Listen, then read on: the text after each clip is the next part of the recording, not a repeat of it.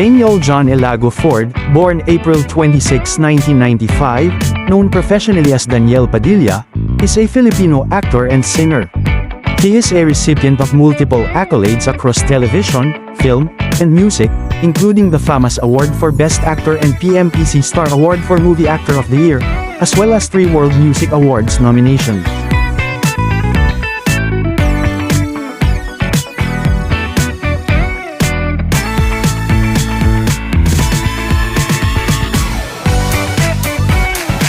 Padilla made his television debut with a supporting role in the soap opera Gimmick 2010, before landing the lead role in Growing Up.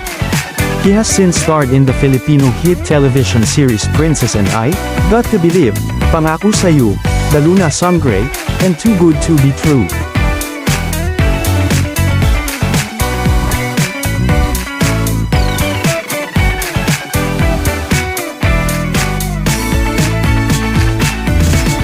In films, he made his debut as a supporting actor in 24/7's In Love and Sisteracas, and later starred in the box office hit films Must Be Love, Pagpag, Siyam na Buhay, She's Dating the Gangster, Crazy Beautiful You, Barcelona, A Love Untold, Can't Help Falling in Love, and The House of US. Padilla's films have earned a total of 3.14 billion pesos in the box office, with the latter most becoming the highest-grossing Filipino film at the time.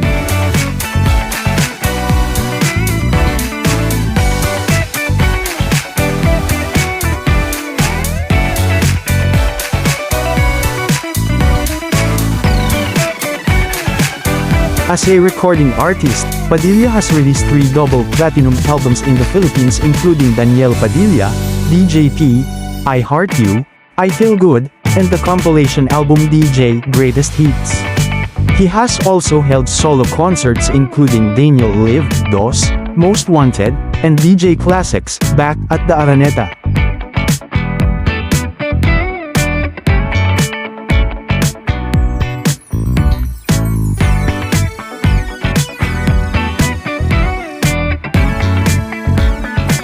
Daniel John Elago Ford was born on April 26, 1995, in Manila, Philippines.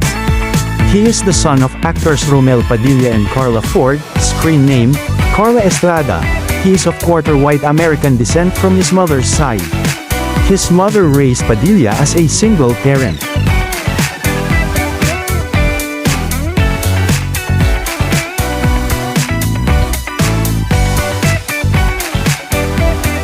Padilla is the nephew of action star Robin Padilla and Bibi Gandaghari, and has 7 half-siblings from his father's side, including Matrapra Padilla, RJ Padilla, Rowana Padilla, and Red Padilla, and 3 younger half-siblings from his mother's side, JC Padilla, Margaret Planes, and Carmela Tenorio.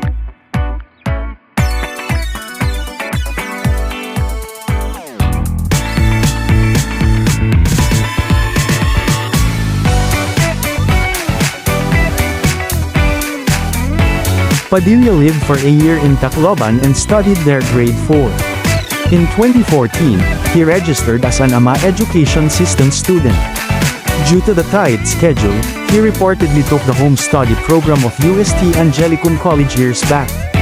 Padilla finally shared his plans to go back to school after his mother, Carla Estrada, announced on Magandang Buhay that she wants all her children to finish their studies.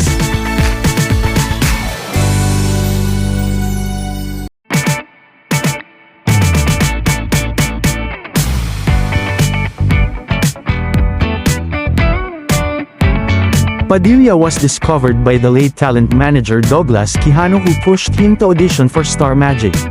He was introduced to the media as a member of the Star Magic Circle 2013. At a press conference in 2013, Padilla said he never imagined ending up in entertainment, but he thinks that he is in show business for a more important reason since his family went through financial difficulties.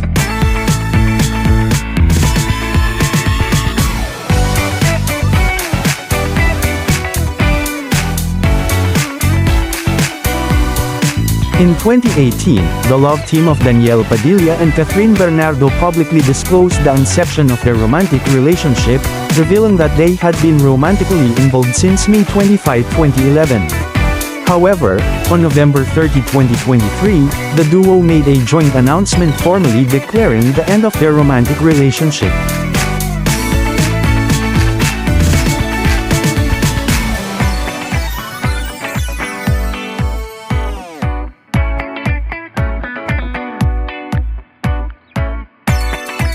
On May 1, 2024, Padilla graced the soft launching of his co-owned, J Castles, in Purok 7, Barangay Gonzales, Tanawan, Batangas.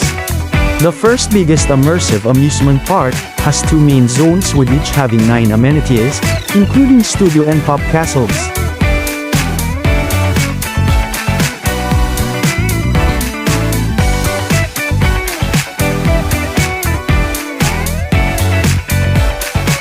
In 2022, Daniel and his mother Carla Estrada opened a KFC fast food in Tacloban.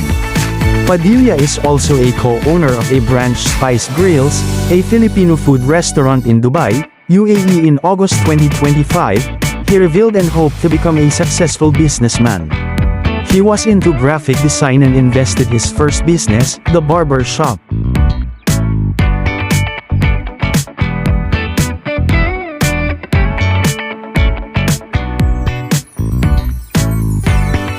Padilla is a motorcycle and car enthusiast. He owns luxury cars. In 2025, he bought a Toyota Land Cruiser 76.